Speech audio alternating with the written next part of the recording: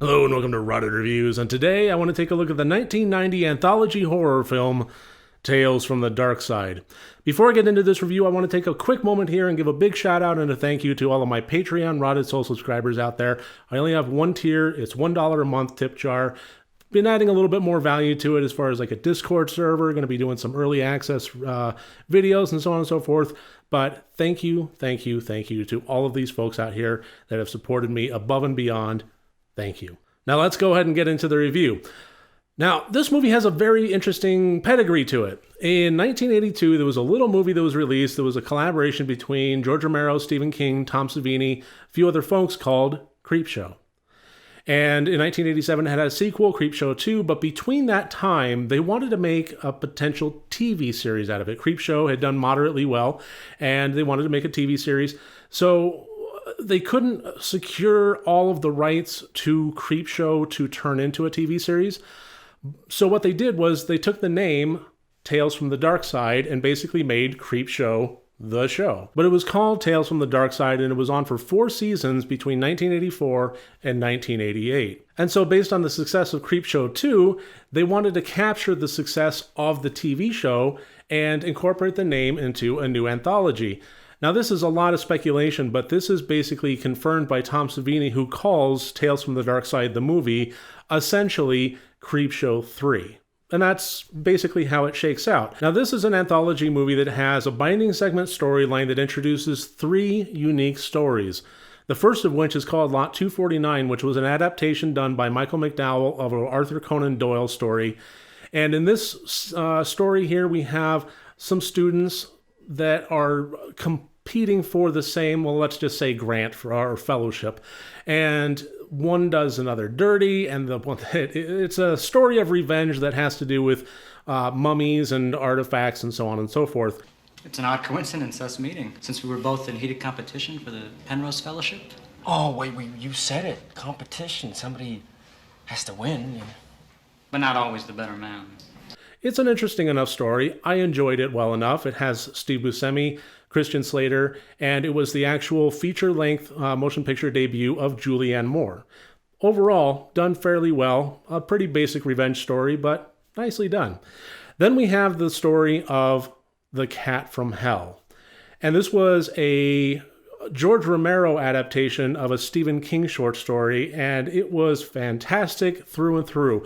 I do think that this was my favorite one of it, just because of how ludicrous it was. A hitman is brought into the mansion of a wealthy, eccentric billionaire, what have you, and tasked to kill a subject. And the subject that he must kill is a wee little black cat that's roaming around the hallway. Meow, just cute little cat, nothing wrong. And that is the start of the adventure that this hitman goes down trying to kill this cat. The reasons for it which kind of get revealed, and then obviously things go wrong.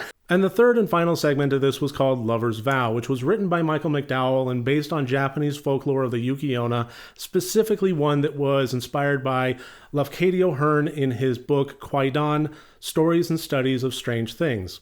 And in this we have a man that is a struggling artist, and he goes to the bar one night, and after everything closes up and he's basically wondering what he's going to do with the rest of his life, he just got dropped by his agent, everything's going wrong.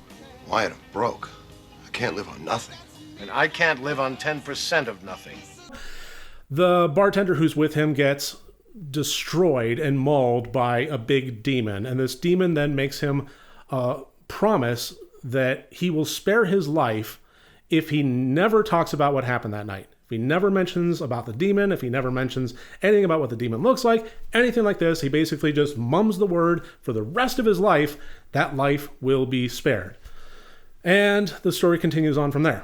The only real issue I had with this one is I don't know how familiar I am with the story. I know I've never seen this movie before, but the story might be one of those told around the campfire things quite often, because as soon as things started kicking off, I knew exactly what was going to happen. I actually watched this movie with my wife, and I said, this is what's going to happen, then this, then this, then this, then this. And I was right on every single solitary beat, right down to the finest detail. And like I said, I've never seen this movie before, but it's an oft-told story. I will say that this was told extremely well. So the demon itself, some of the body gore effects in this one were just extraordinarily well done, and I was really excited by it. I just wish that it had been a little bit more of a surprise, but that might be on me, not the movie.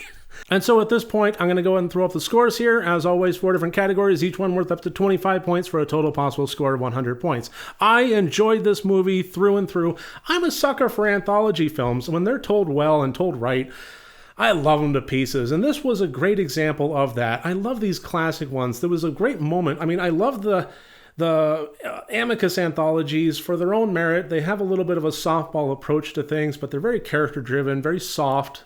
I enjoy them, but when we started getting into the nitty-gritty body horror effect anthologies of the 80s and 90s, that's when I really fell in love with them, and the extreme colors and the extreme camera angles, and when things go wrong, having backgrounds moving against the foreground characters that were just totally out of place, and the Crypt Keeper, and just all this stuff, the Creep from the Creep Show, all of these make for a fantastic watch, and this movie easily falls into that category of movies that I just love in this era of this subgenre. So I'm very happy to report that I love this movie through and through as much as I love Creepshow. Maybe this one just a little bit less, but even so, it holds a soft place in my heart, and I am very glad that I finally got around to watching the movie Tales from the Darkside, 1990. That should about do it. Thank you very much for watching this review. I'll be back on Tuesday with my next one. Remember, next time you want to watch a horror movie, first make sure that it's good and rotted.